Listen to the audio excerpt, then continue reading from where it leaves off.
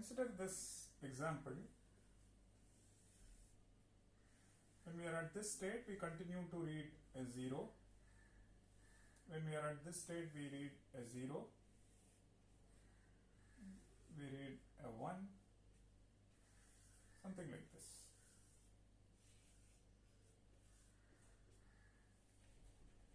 So now it's a 3-state automaton.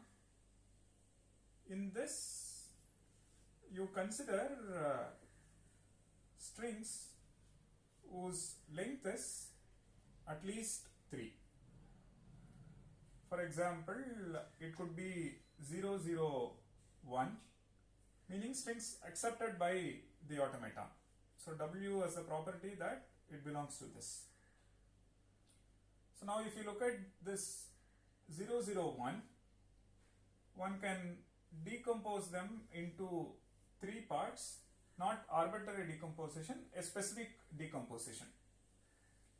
And in this there is no U, V is this and Z is this. Now you see that from this 0001 is also part of this, and slowly you get to see that so many zeros followed by 01 is also part of this. But the same one, if you decompose like this, meaning 001, and this is our U, this is our V, and followed by Z. Supposing we do like this, then let's see whether it works or not. Now U is as it is, then we take 2 zeros followed by 1, 2 zeros followed by 1, or you have so many zeros followed by 1. So it's like you have k zeros, read k minus 1 zeros followed by kth 0 followed by this.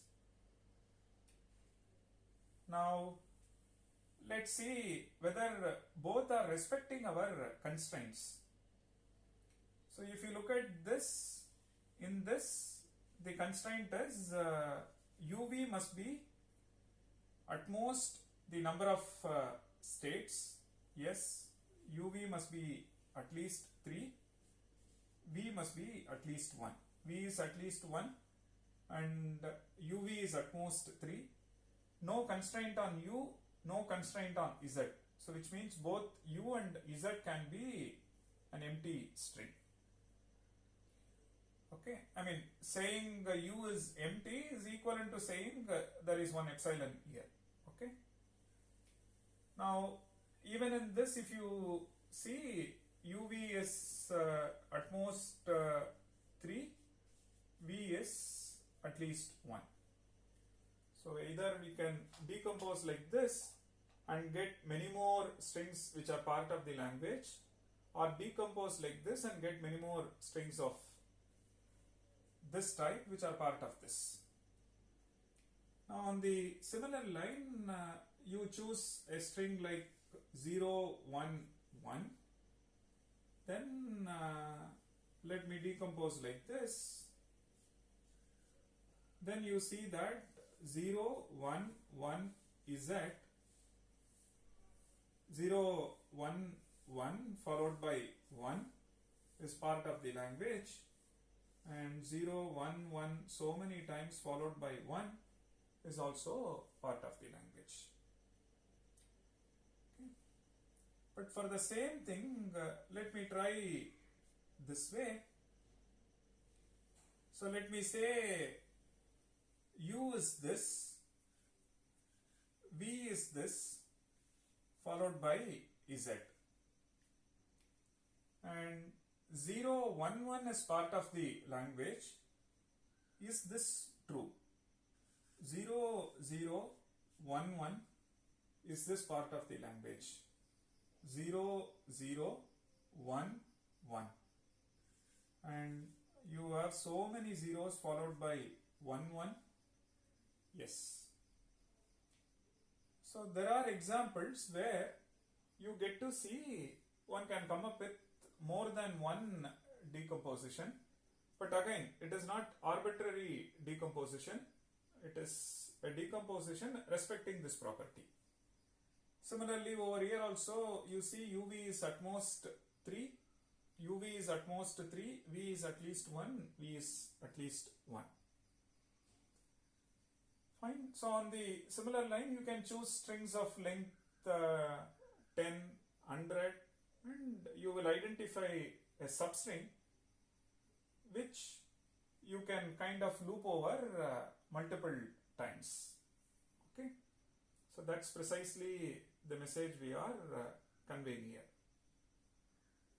So having seen a couple of examples and how one can generate an infinite sets of strings considering a specific string respecting some properties, let's formally write when we say language L is regular, how do we formally write this decomposition part?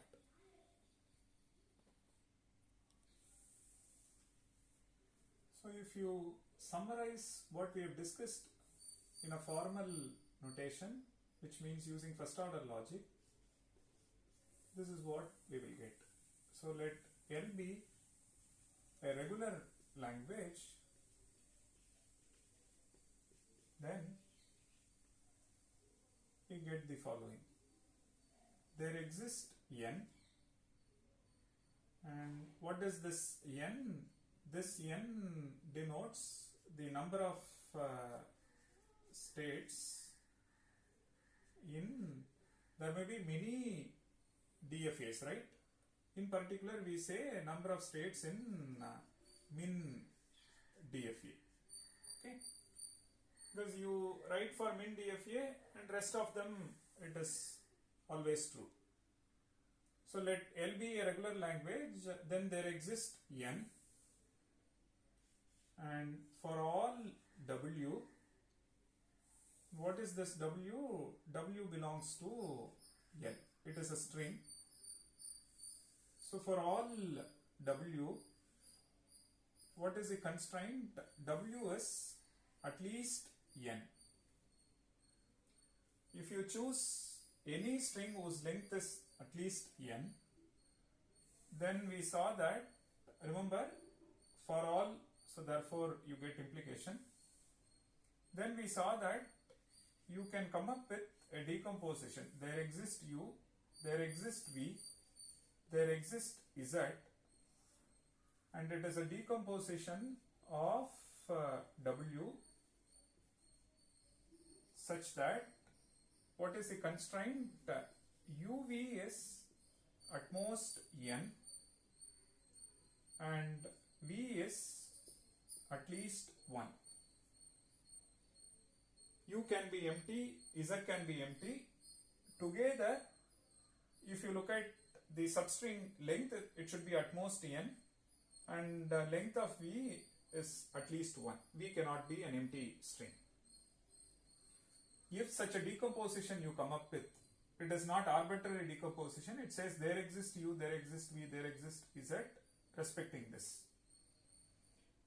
So now such a decomposition you come up with, then such a decomposition has this property that for all I greater than or equal to 0 implies U V power I Z belongs to L. So you close this for this, then one more for this, and one more for this.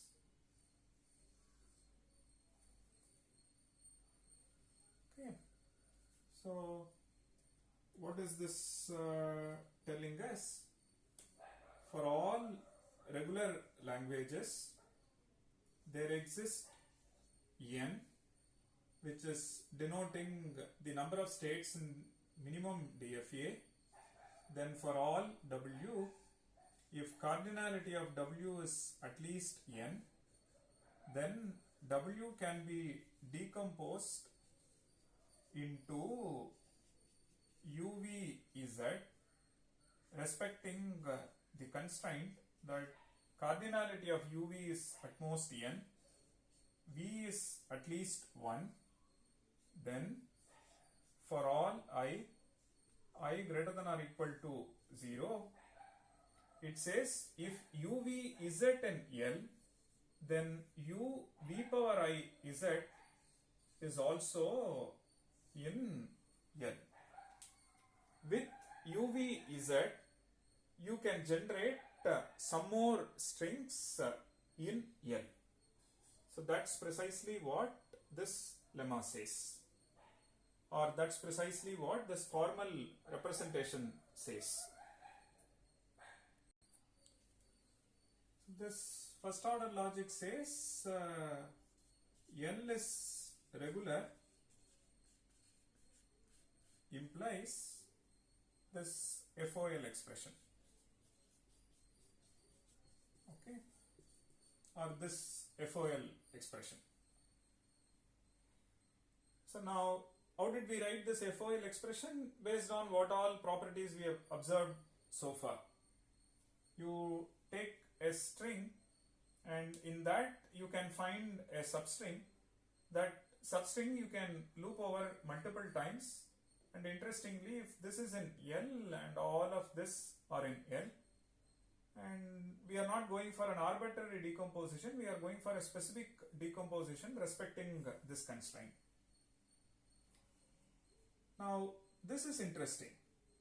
What is the contrapositive?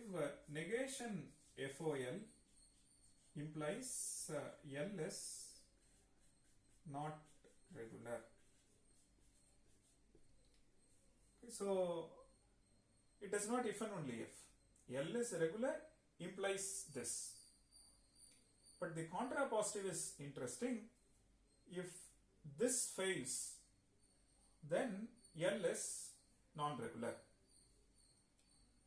So you want to show a language is non-regular, then can we use this? So that's the message. So can the contrapositive be used to show that L is non-regular? Okay. Now, to say that L is non-regular, if you start taking this negation to this, which means for all become this, if you negate, what will happen? You get there exists L, and for all n there exists W, such that W is at least n, and now it is there exist, so it is and. Now there exist becomes for all, so for all u, for all v, for all z, constraints will not change. UV z, when you negate, only quantifiers flip. So for all becomes there exist, and there exist becomes for all. Now it is for all, therefore it is implication.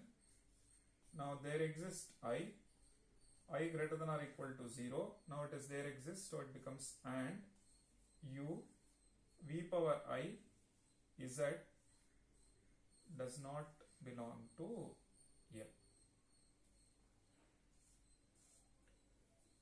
Okay. So now if we negate this, this is precisely what we have.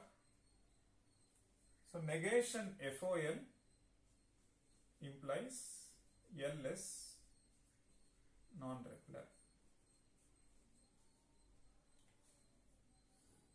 So when you negate this expression, quantifiers flip, which means for all becomes there exist becomes for all becomes there exist, and if the innermost quantifier is there exist, then you should get and. If innermost quantifier is for all, then you should get implication. You may refer my video lectures on discrete mathematics and refresh maybe these basics and revisit this so that you can appreciate what we are doing here. And now it becomes there exists I greater than or equal to 0 and u v power I z. Over here it belongs to, when you negate it becomes it does not. So which means if this FOL is respected, you can conclude L is non-regular. So supposing you want to show L is non-regular, then let's start with this. You will have to choose a string, leave these two because we are working with a specific L, and then you get to see that you choose a specific string satisfying the constraint that W is at least n. Then you come up with any decomposition respecting this constraint. Then there exists I. You can choose one I such that u v power I z is not an L. So what all in your hands? Choosing W, choosing I. You should choose W respecting this constraint. One can come up with any decomposition. Then you choose I such that this is respected. Then you can conclude L is non-regular. Okay, so having seen the properties, we have formally written the property, and we also saw that negation of that will help us in proving languages that are not regular. So this property, or this is popularly known as pumping lemma in the literature.